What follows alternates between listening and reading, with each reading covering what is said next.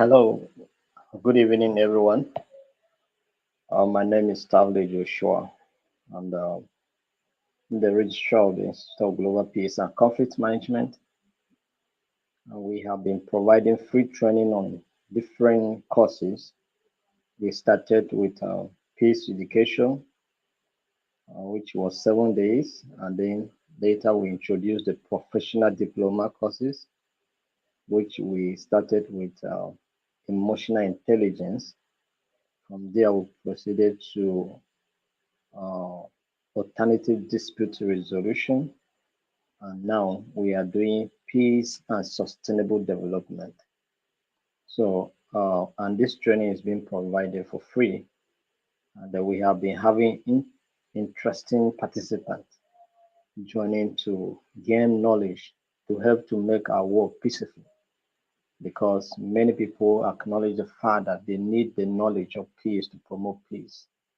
And that is why we have been having a number of good participants joining every day to learn the skills and what is expected to promote peace in our world.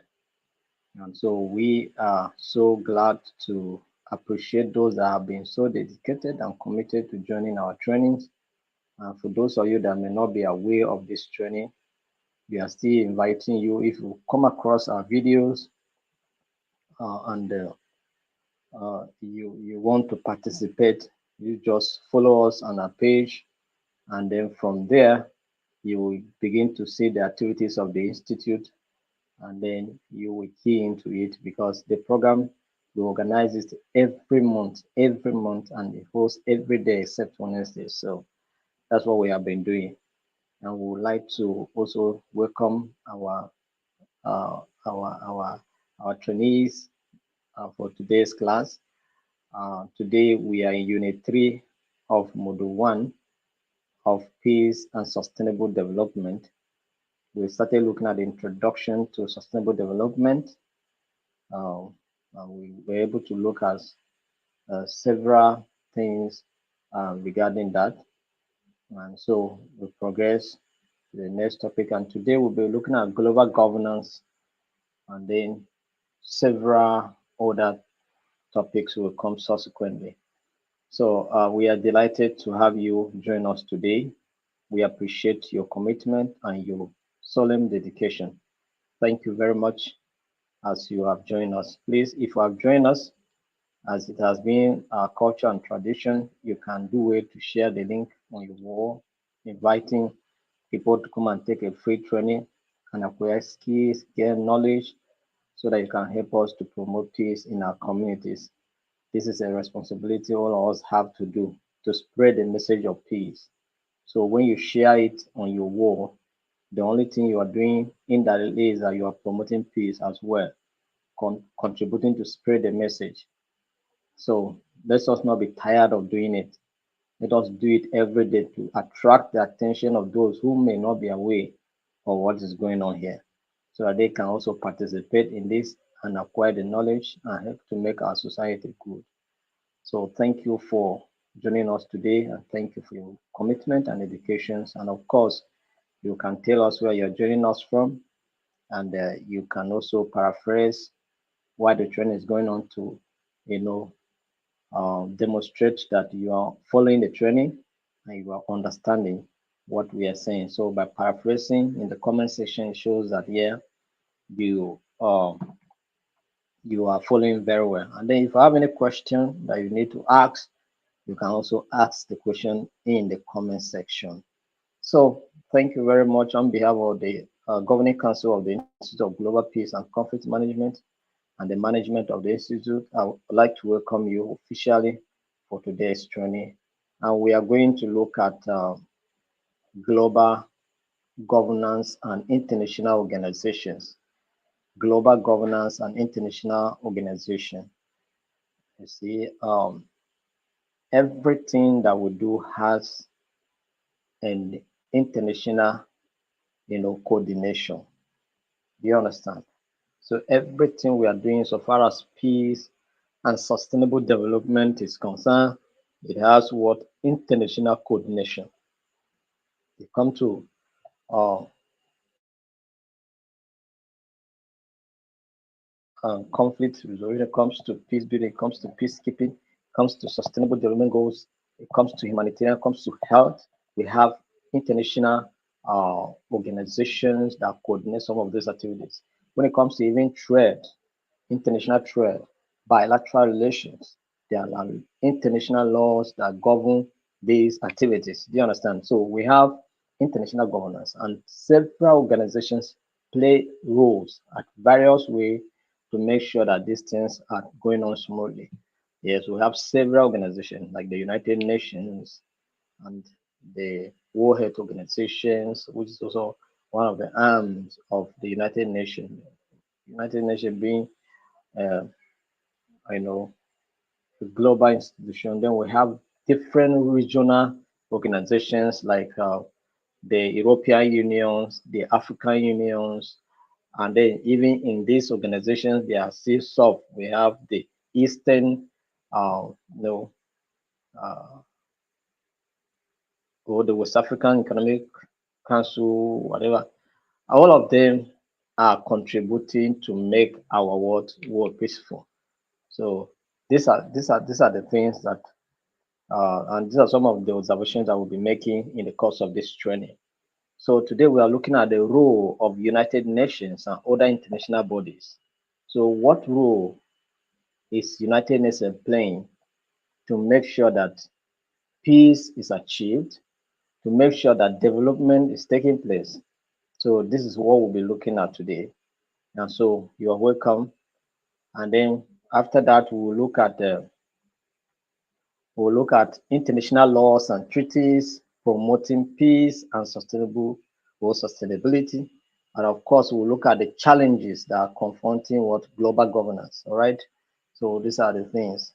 So if you are joining us for the first time, maybe you can do way to go back and listen to some of the videos of the classes we had, and then I think you will be able to catch up with us. This is the third class for this course. And so if you are joining for today, this is your first time, you can do way to listen to the previous videos so that you can be able to catch up with us. The videos are on YouTube, they're on our Facebook, and you can watch them repeatedly as much as you want to get knowledge and get what you want to know. And in case you listen to it, you have a question, just drop a question in the comment section. We'll respond to it when we check the comment section. Do you understand? So that's it. So the role of United Nations and other international bodies. So the United Nations and other organizations have been playing vital role, crucial role in global governance. And they have been addressing various challenges, all right, that transcend national boundaries. That is, these challenges cut across the world. They are not limited to a particular country or region.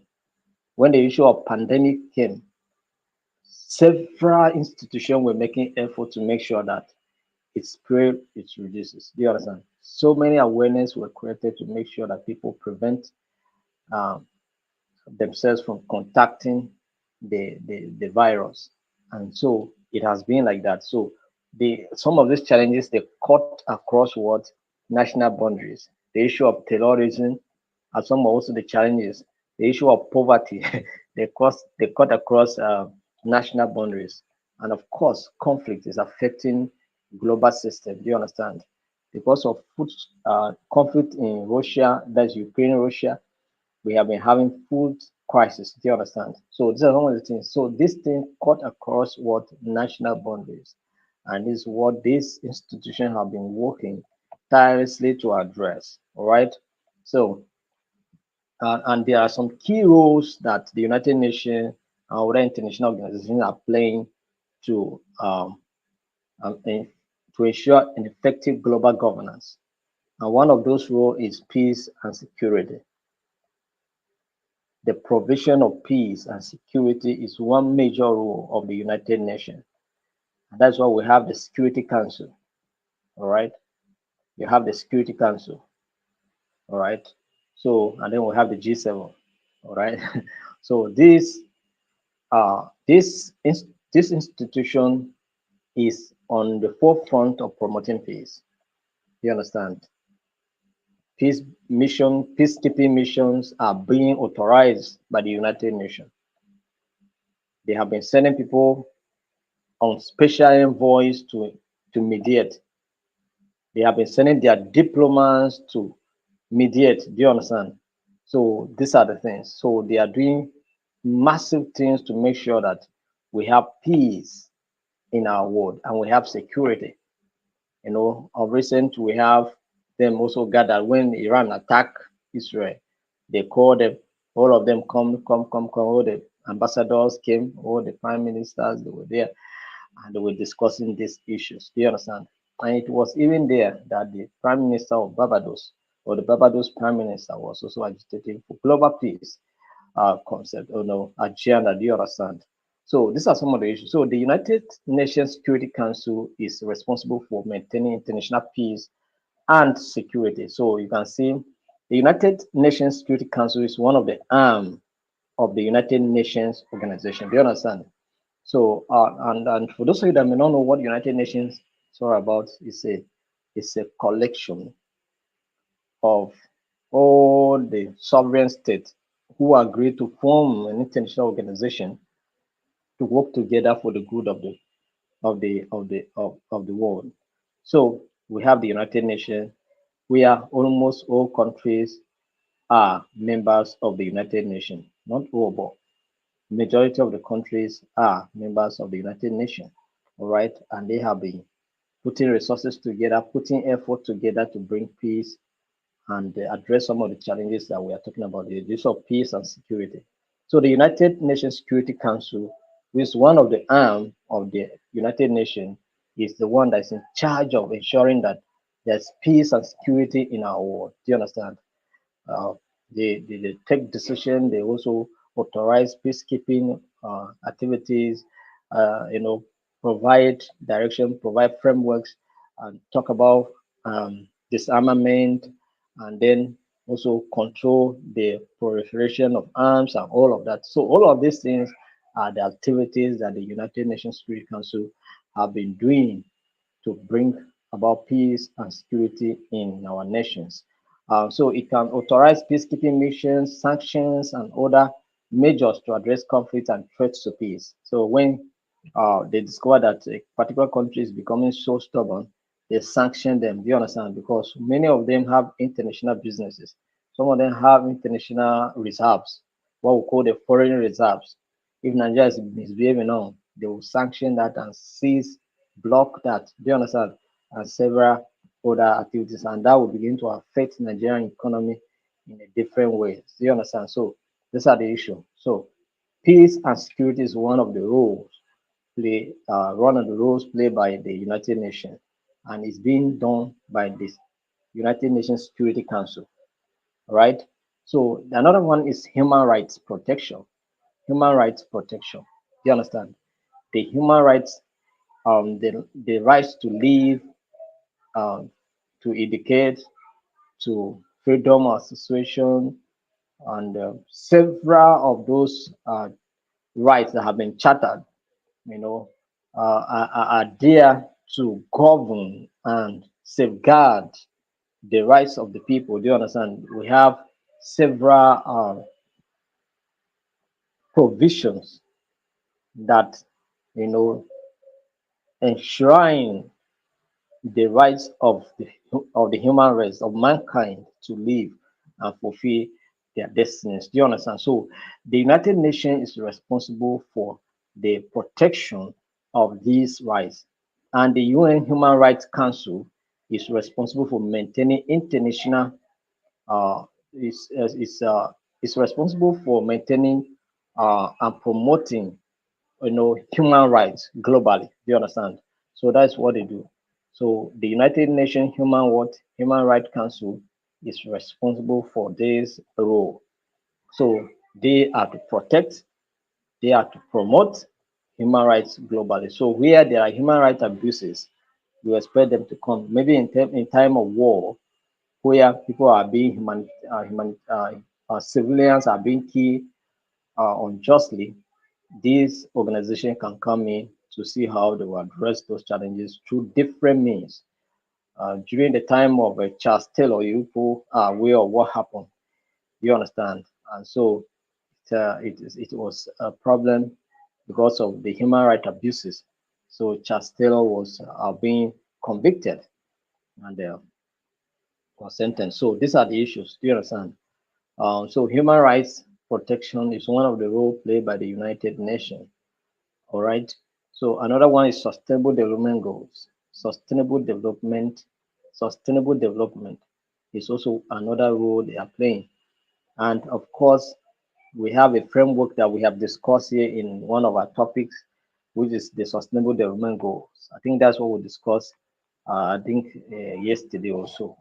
So we'll discuss extensively on some of these uh, sustainable development goals that the United Nations is promoting, and they provide a framework on what we need to do to reduce some of those challenges that have been itemized, talking about poverty, hunger, well-being, talking about quality education, talking about life in the waters, life on land, peace and corporations, and several other items are some of the goals that the United Nations is promoting.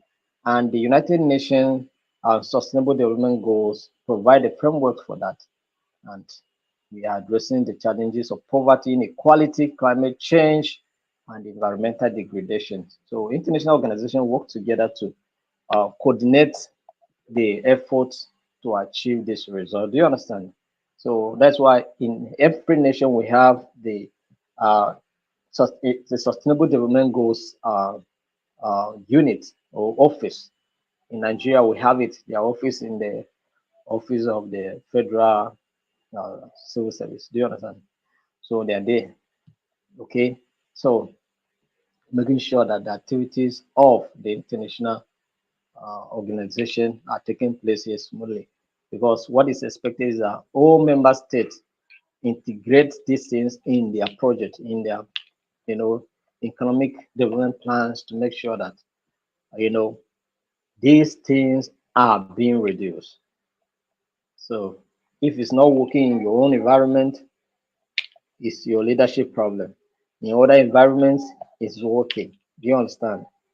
It's working in America, it's working in UK, it's working in Canada, it's working in Iceland, it's working in Spain, it's working in Germany, it's working in Italy, it's working in France, in African countries, maybe it's working in South Africa, it's working in Botswana, it's working in maybe Rwanda, do you understand? And maybe several others. So, and in several places. So, that is what is involved. All right. The humanitarian assistance. Humanitarian assistance. International organizations like the United Nations Refugee Agency, as the UNHCR, all right, and the World Food Program, that is WFP. Some of you may be working with them. Some of you might have worked with them before. They provide humanitarian assistance to people affected by conflicts, natural disasters, and other crises. And of course, they coordinate some of these affairs in line with the national emergency offices. Like in Nigeria, we have the National Emergency Agency, Emergency Management Agency, who coordinates the humanitarian activities in the country. Do you understand? So whenever there is crisis, whenever there's disaster, like what happened in Borno recent, the floods that took place in Borno State, they rush with materials, relief materials, you know, where people were encamped and all of that. So these are efforts to make sure that people who are in that situation receive help and are living their lives at least to some level, sustainable, uh, to sustain them to a level, uh, depending when the conflict reduced or the disasters subsided, they can go back to their home and continue with their normal lives. But it's one of the instruments, was one of the channels that the United Nations is also using to reach out to people in need, humanitarian assistance. In Syria, see how many, no, I'm talking about Syria, even in Syria, sometimes ago when the crisis were there, humanitarian assistance was being provided, is still being provided. In Nigeria, the same thing in the Northeast, in Palestine, we are seeing that in Lebanon now, such kind of assistance are going on. Do you understand? Two different institutions, both local and international organizations, are partnering with the United Nations to make sure that these humanitarian assistance get to the people that need them. So it's very important, and it's one of the role that United Nations is playing. We are discussing about the role of the United Nations and other international organizations, all right, in bringing global governance to bear on our world. Then we talk about global health. Global health.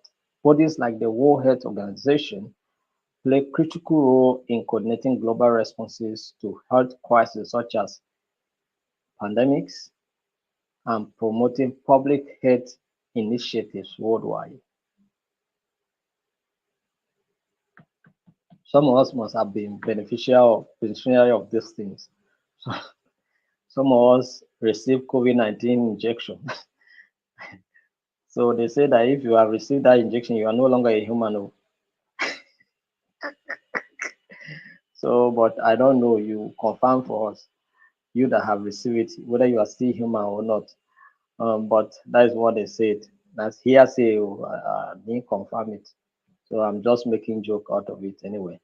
So, but global health is also one of the role that the United Nations is playing to make sure that we live well,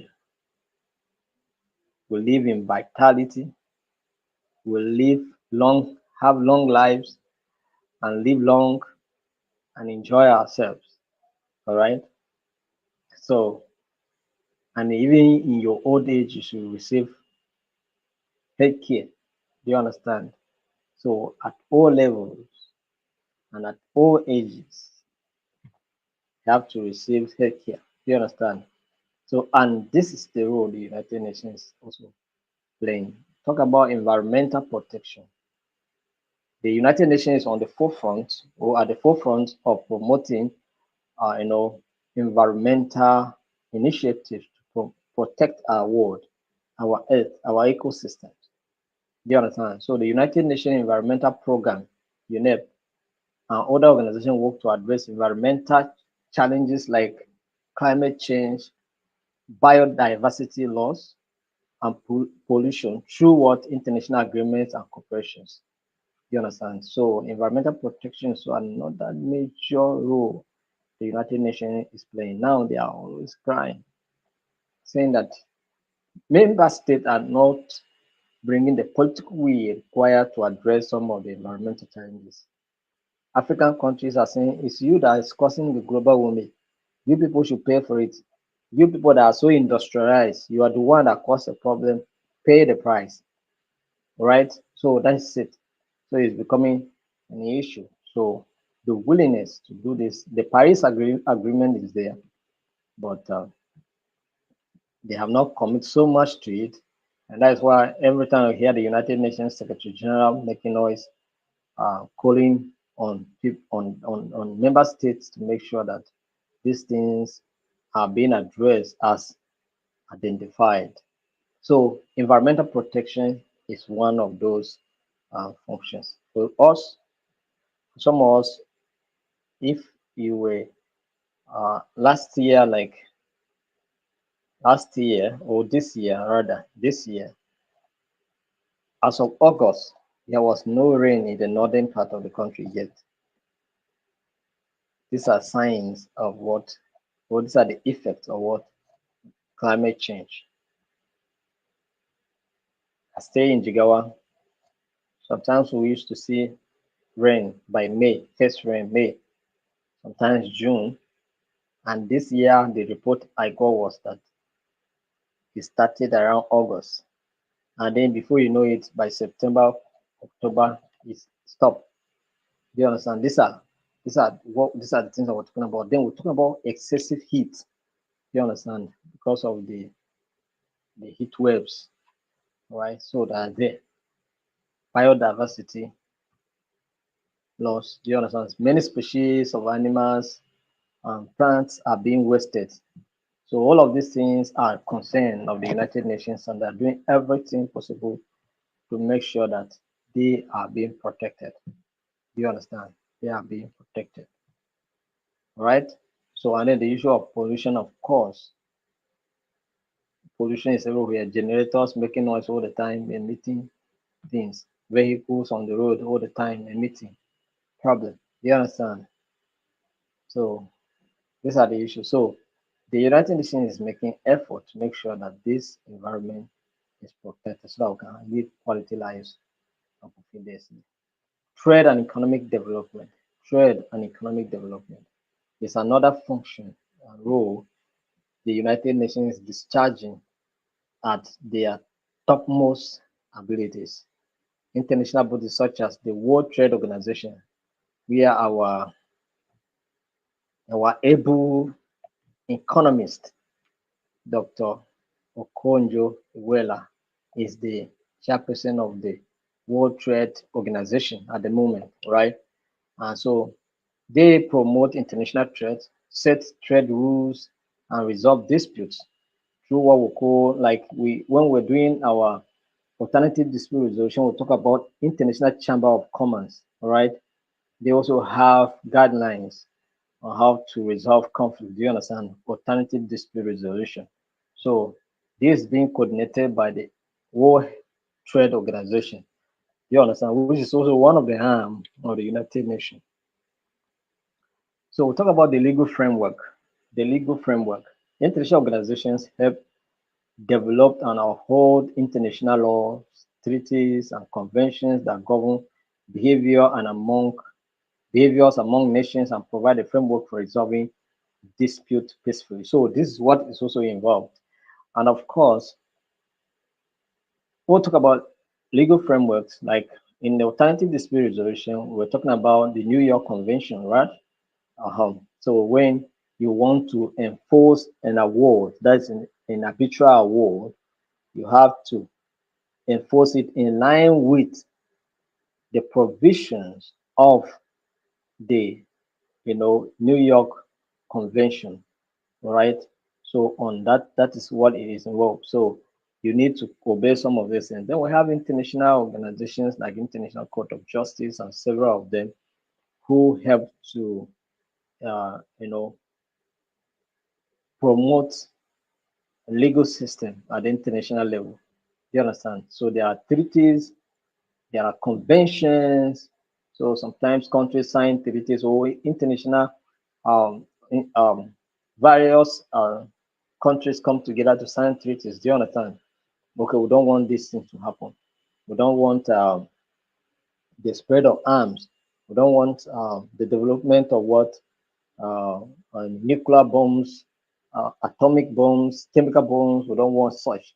So these are treaties and also some of them conventions. Do you understand? And then they are being once it's been developed, it becomes a law, and so you have to respect it. So conflict resolution, international bodies facilitate negotiation, mediation, and of course arbitration and diplomacy to resolve conflicts.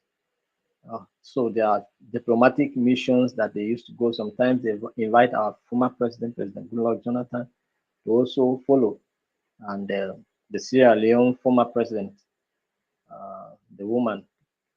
So Ellen, so all of them have been going on diplomatic missions to see how they can resolve conflicts. Do you understand?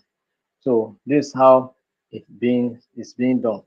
Right. So they are also on the forefront to make sure that there is peace in our world. Even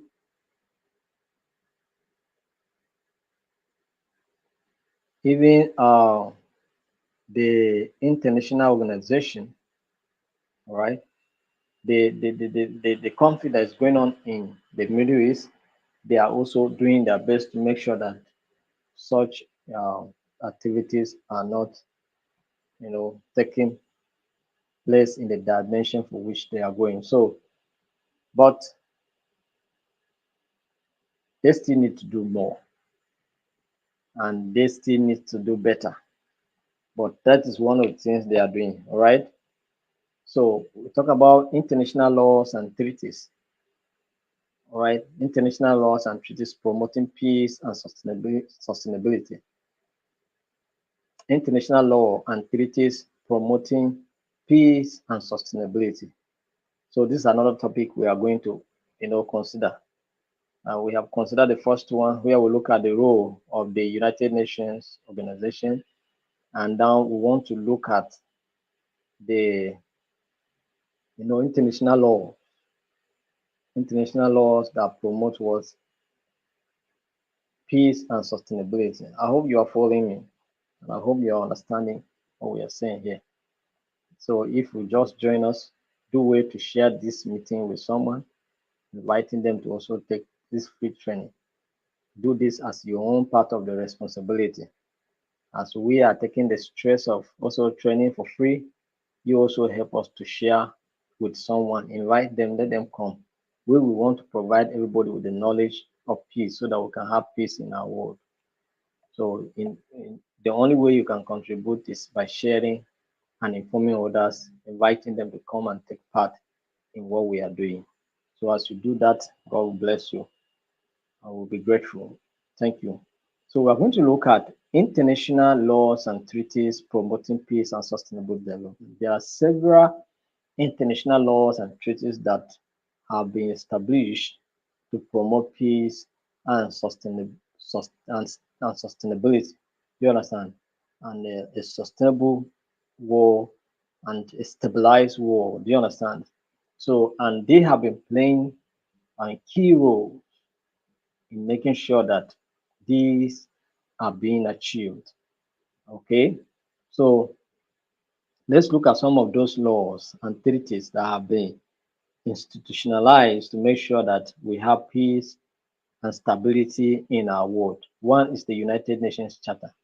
That is the United Nations itself as an organization is a law because it was chartered in 1948, right?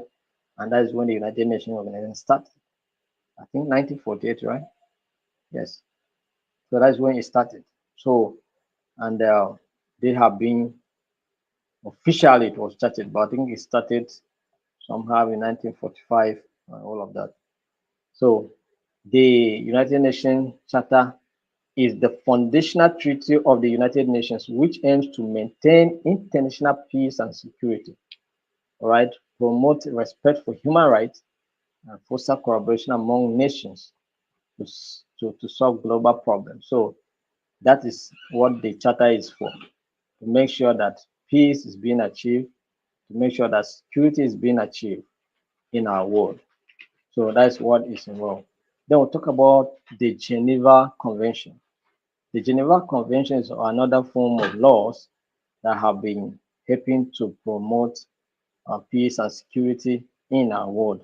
So the Geneva Conventions are a set of international treaties that establish the standards of international humanitarian law. That's why when they say they kill people, they bomb people, they shoot ballistic missiles, and maybe use of nuclear bombs, it's going to be punishable under the international humanitarian law. Do you understand? So that's why whenever you hear them talking, they are always banking on the international humanitarian law because the rights of civilians must be, protected. Do you understand? And this has been challenges, and that's why it's becoming so complex to even fight some of those issues because some of these group that are considered as terrorist organizations, they build tunnels, you know, in people's houses, under people's houses, and they are moving around. So how can you target them without harming people? And when you harm other civilians, then you are automatically, going against the international humanitarian laws. Do you understand? So that is what it means. So, and that is why the Israeli Prime Minister and the Israeli ambassador to United Nations are always defending and defending and defending and giving reasons why and telling you how they are doing their best to promote and protect the lives of the civilians. So, in time of conflicts, you see them, the Geneva Conventions, is being considered. How you deal with the situation matters a lot. It was because of the poor handling of the crisis in Liberia that Charles Taylor was being, convicted under the international humanitarian laws. Okay, so they protect civilians, prisoners of war, and wounded combatants. Right. So these things are the things that we're talking about here. Then nuclear non-proliferation treaty (NPT). Nuclear non-proliferation treaty is an international treaty that aims to prevent the spread of nuclear weapons. That's why they have not been allowing Iran to produce and develop nuclear weapons, because you see how if they race now, they can fire it at this like at Israel. I get the point now. So that's why they are not allowing them to produce it, because if they cannot be patient enough for somebody to attack them before they can release missiles. You know what I'm talking about. So if they have nuclear weapons, one day they'll wake up and destroy the entire Middle East. Do you understand? So it's better they should not produce it. So this set of treaties aim to reduce the spread of nuclear weapons and promoting what disarmament, so that people who have weapons of mass destruction in their hands can drop them. Do you understand? So it seeks to promote nuclear non-proliferation and peaceful use of nuclear energy. So chemical weapon convention. The chemical weapons convention is an armed control treaty that prohibits what the development, the development, the production, the stockpiling, and the use of chemical weapons, and requires their destruction. That is, if at all there's any being produced, should be destroyed. We don't want to see chemical weapons because these are weapons of mass destruction. Do you understand? Once a chemical weapon is dropped here, it will not be good enough to see. Do you understand? So the the development of it is being prohibited. The production of it is being prohibited. That is before you think of even developing it, know that it's being prohibited. So you cannot develop it, you cannot produce it, you cannot stockpile it, and of course you cannot use it. And of course it should be destroyed if at all there is any in existence. So that's what the convention is doing. And I think we have not heard of chemical weapons being used uh, in history. I think since when the United Nations started, I think because I think what happened in was it in Japan or do you understand? Apart from that, I think it has not been used, and it's one of the reasons why these treaties were signed, so that such kind of weapons may not be produced again. Biological Weapons Convention, right? BWC. The BWC is an international treaty that prohibits the development, production, and stockpiling of biological weapons. It aims to prevent the use of diseases such as a weapon of war. Diseases. When the COVID-19 pandemic came, what happened? Some people were accused of producing it, right? In Wuhan, China, Abi, ahead, that a doctor produced this thing. It's not a natural occurrence. They produce it. And what happened? millions of people died globally. Do you understand? Millions of people died globally as a result of this. So if you can imagine, so in a space of how many years, massive death, 19, 20, 21. For us, like in our country, we started hearing it, we're taking action towards it somewhat in 2020, February. Do you understand? So that's when it Nigerian government began to reduce the activities of social activities, interactions.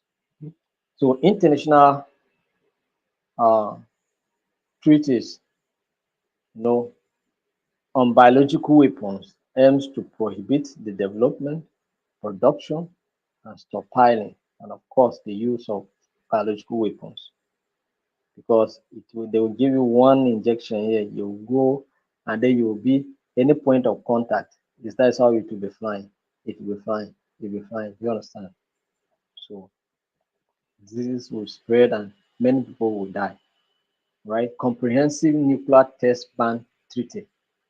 Comprehensive what? Nuclear test ban treaty.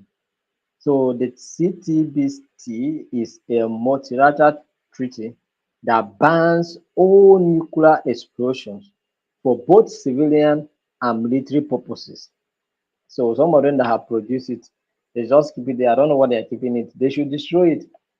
When they say America have nuclear weapons, Russia have nuclear weapons, France have nuclear weapons, and all of that, North Korea and the rest of them have nuclear.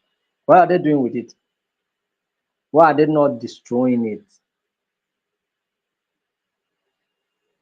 Why are they keeping it?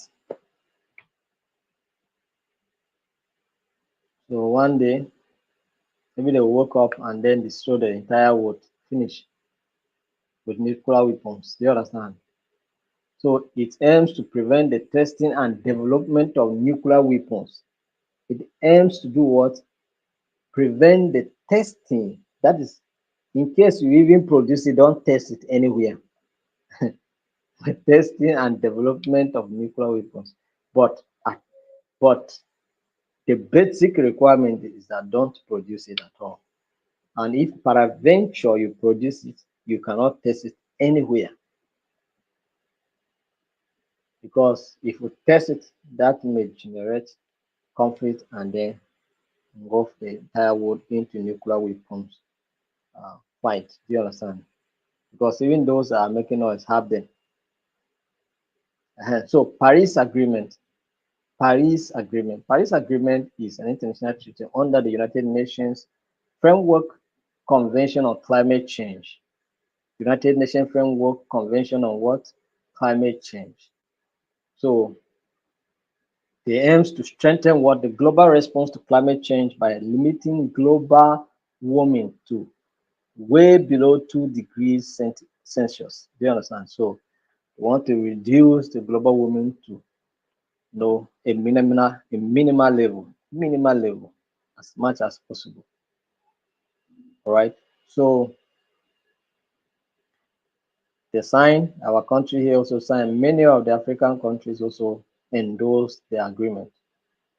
But now to common money do it is a problem. To exercise political will, bring resources, mobilize resources to address some of these challenges is a problem. But other nations are doing it. They're using electric cars. So very soon you discover that all these uh, car that emit all this combustible, they will be destroyed. Do you understand?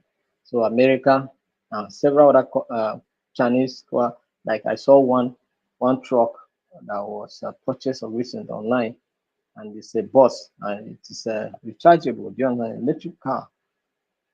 So China is also ahead, America and the rest of them. So we have the Teslas there, so they're starting. So producing those cars. So at the end of the day, all of the other ones will disappear, and then begin to have our. We can everybody, if you like, everybody can own a car, no problem. We'll not have any challenge. Do you understand? So International Court of Justice.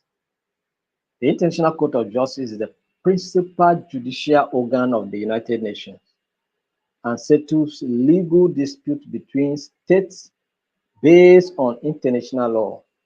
So its decisions are binding and contribute to the peaceful resolution of international conflicts. A conflict between Nigeria and Cameroon over Bakassi Peninsula, what happened? It was being resolved at the International Court of Justice. At the end of the day, what happened? The Nigerian government hand over the peninsula, Bakassi Peninsula to Cameroon, right? Otherwise, that place was a place of crisis all the time between Nigeria and Cameroon. But once that was resolved, conflict end in those areas. We have not heard. Do you understand? So these are some of the roles the International Court of Justice is playing to bring justice in our world. Do you understand? So I hope you guys are following up. So these international laws and treaties play crucial role in promoting peace and stability globally. So if you are opportune to work with any of them, I think you understand what I'm talking about because many of us might have worked with them, right? So, or you are nurturing your ambition to work with them. Maybe with this certificate now, you can go, it's going to be an added advantage for you to go and apply for a job with them.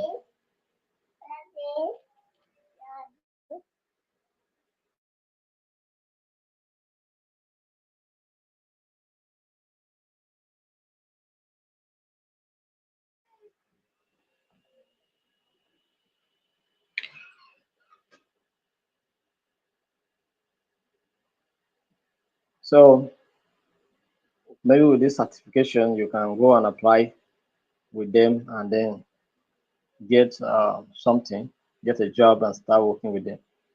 So we have challenges in global governance. This is the last topic we're going to take for today. Challenges in global governance.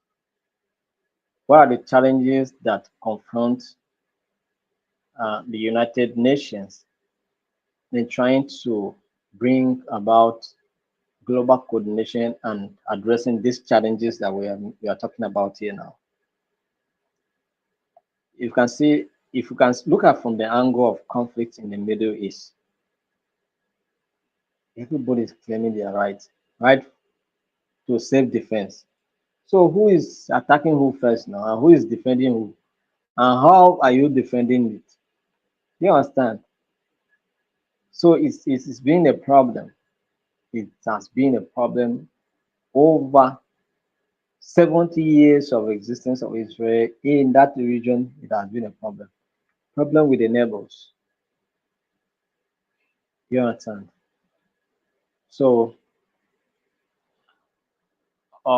these are some of the challenges that are confronting global governance because, and that's why the prime minister was agitating, that's Barbados prime minister was agitating for global peace agenda, because we must have something that focus on global peace, because the silence in these things are becoming questionable, making the United Nations as an institution to be questioned. Do you understand?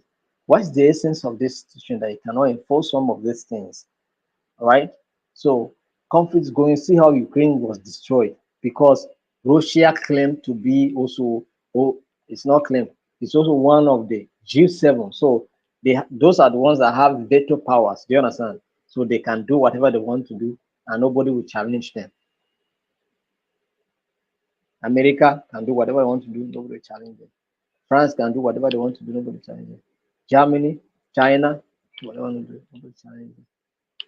So these things, because they have veto power to do whatever they want to do, it's becoming a problem to the global governance. One of the challenges, all right? So, but let's look at some of the challenges that are in consideration here.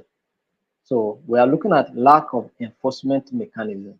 Lack of enforcement mechanism. We have all of these treaties, we have all of these conventions, but there's no mechanism put in place to checkmate and also enforce some of these uh,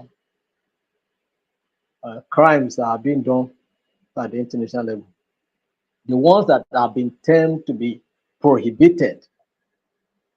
As I'm talking to you now, if care is not taken, someone, maybe a country is producing chemical weapons, biological weapons, and they are keeping it in silence. Nobody is aware. But if we are going to have the Third World War, then maybe you will see some things that may amaze you. Do you understand? So that is it. That's why Russia doesn't trust America. America doesn't trust Russia. China doesn't trust America. America doesn't trust China. Why? Because you may not know what they are doing. They will tell you the one you want to hear, but the one you don't know is what you don't know. So lack of enforcement. The conflict in Middle East has been going on for the past 70 years. We talk about the two-state factor. That has not been done. And they have not enforced it. Do you understand? They have not enforced it. So it gives questions on the vitality and the effectiveness of the United Nations as even a body. Lack of enforcement mechanism. Number two is national sovereignty. Many countries are protecting their interests more than the interests of the collective goal. You understand? That's we come together and say, oh, let's come together, let's join hands together and make our world peaceful. But our mind is not there. Our mind is on our national sovereignty. I am an independent nation, so I can do whatever I want to do, and I'm just a member of United Nations is by volunteerism. That is, it's a voluntary association that I can withdraw from it. Just like in West Africa here now, we have Burkina Faso, we have Niger, we have Mali, and which one that withdrew from the ECOWAS. Do you understand? So it's a voluntary something. So all these states can wake up one day and say, I not do again. All right. That's why you see Britain, the Brit exit or whatever Brexit, whatever. Some of you knew what happened. They left the European Union because we want to be on our own. Do you understand? Don't want European Union anymore. Don't want to be a member of the European Union. And that was not even the first time. They did that before. So it tells you how these states or nations can one day wake up and say, we don't want to be a member of United Nations again. Do you understand? So these are the issues. So sovereignty concerns and the reluctance of some nations to cede authority to international bodies can hinder effective global governance. America is America. Doesn't want anybody to come and control them there. Do you understand?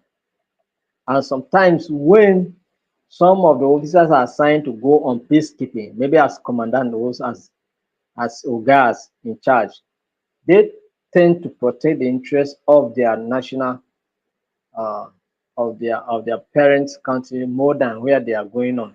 That is, for instance, now they are coming to Nigeria on peacekeeping, and maybe America have interest in Nigerian crude oil.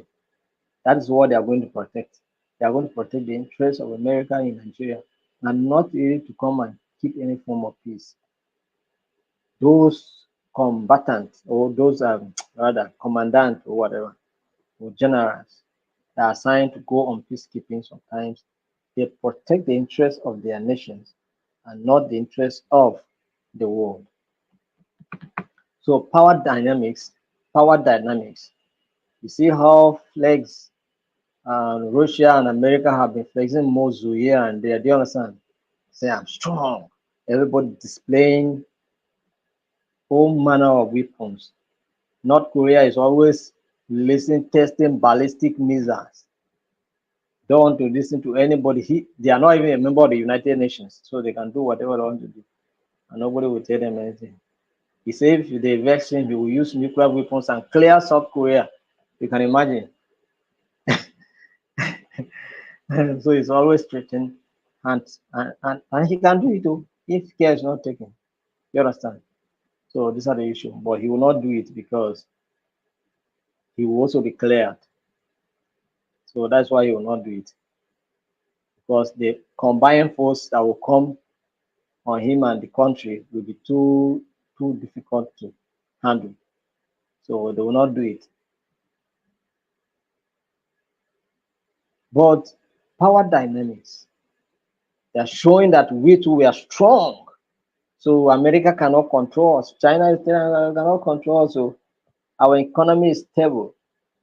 We are doing massive infrastructural development and is competing. China is competing with the rest of the developed nations. Do you understand? So that is it. So power dynamics and America in the United Nations, if all the countries agree, including the other G7 agree, but so far as America say no, it remains no. Veto power. Once any of them say no, say no.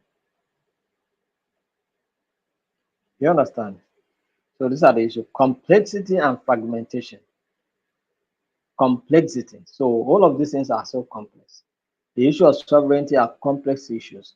The issue of power at work are complex issues that need to be addressed. So global issues such as climate change, cybersecurity, and migration are often complex and interconnected, requiring coordinated effort to address them. So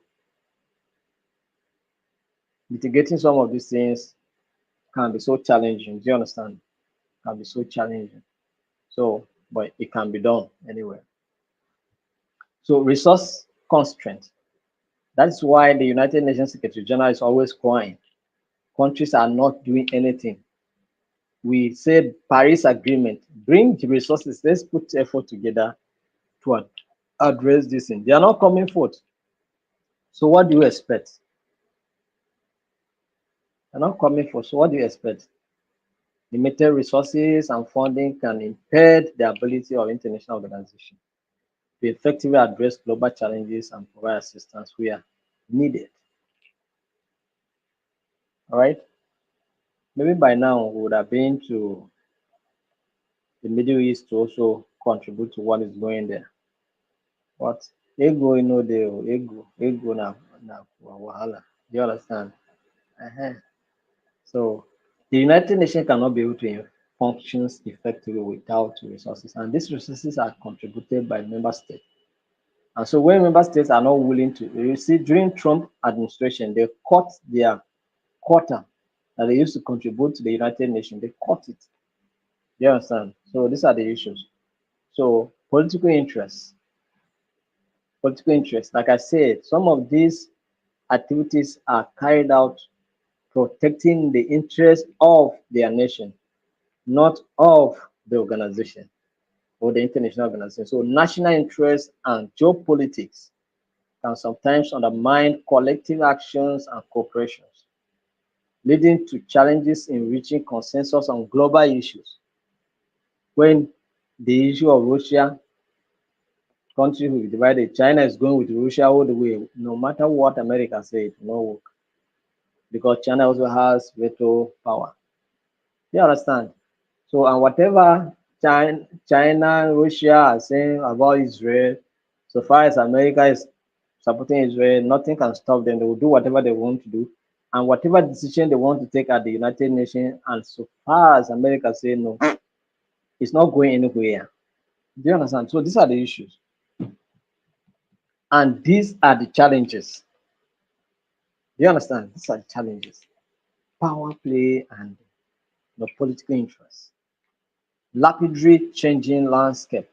The pace of change in technology, economies, and the environment can outstrip the ability of governance structures to adapt and respond effectively.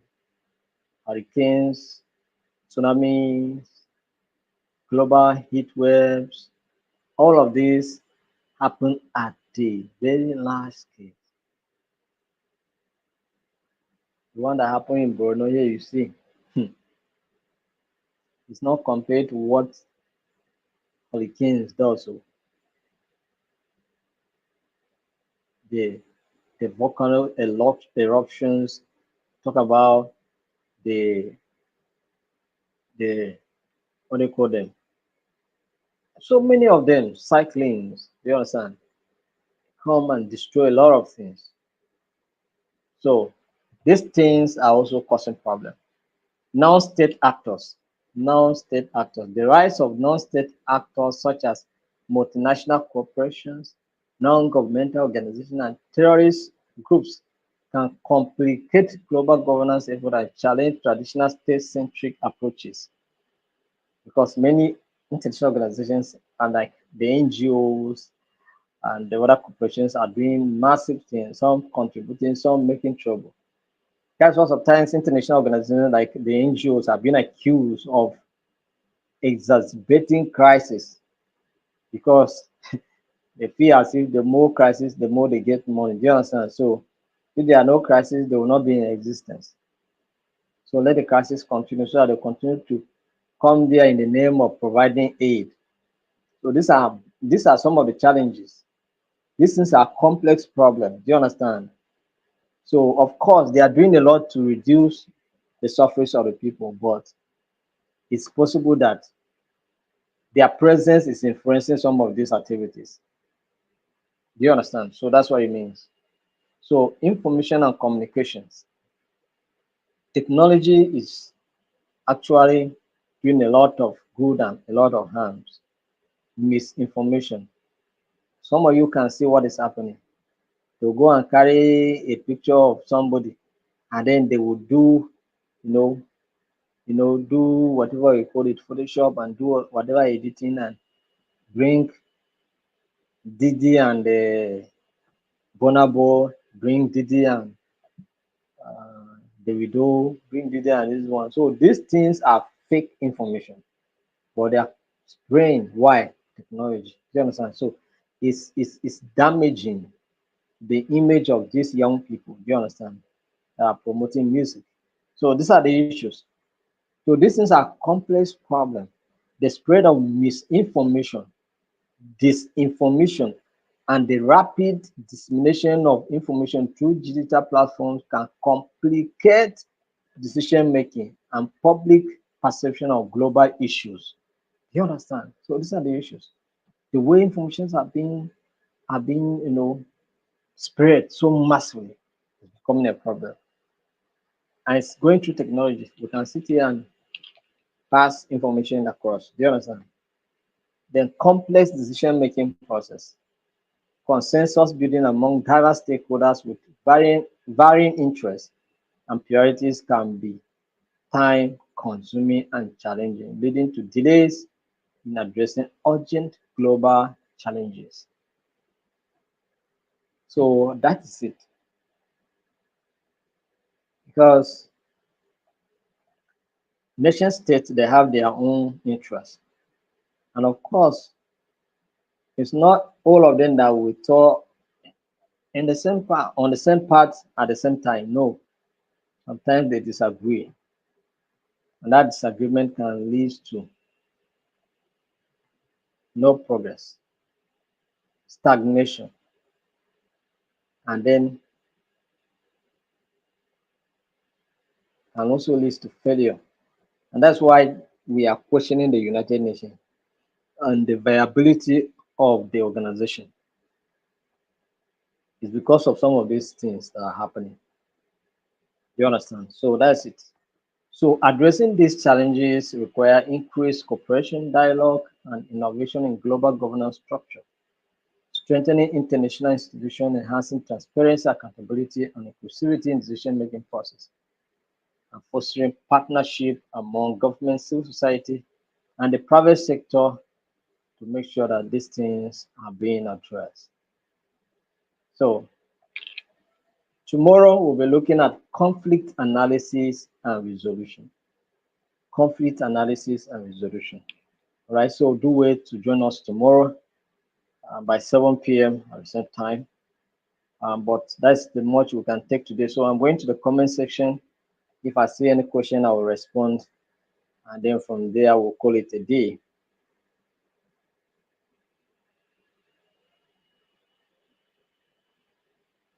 There's no examination tomorrow.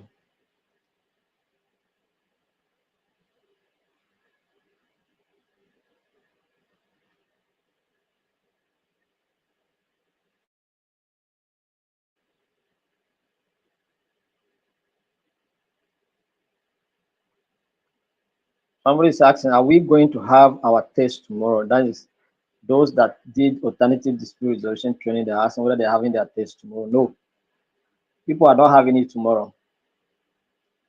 You are going to have it when you will finish your presentation on the simulation training we are doing until all the groups present before we write the exams.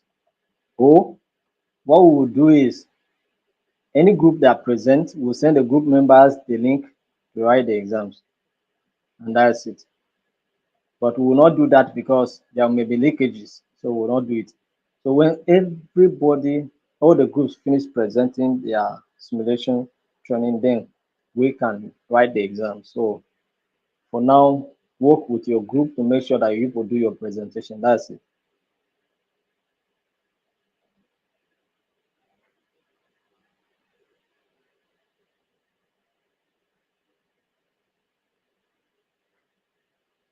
I think I answered the question, Blessing. When is the exam? So the question has been answered already.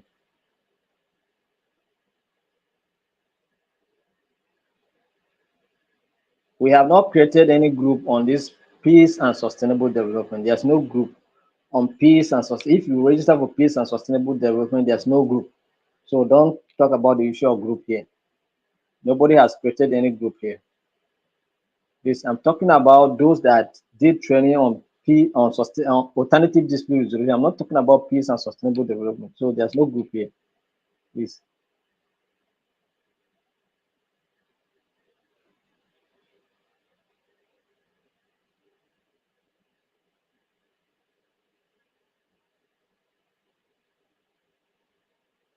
So thank you very much.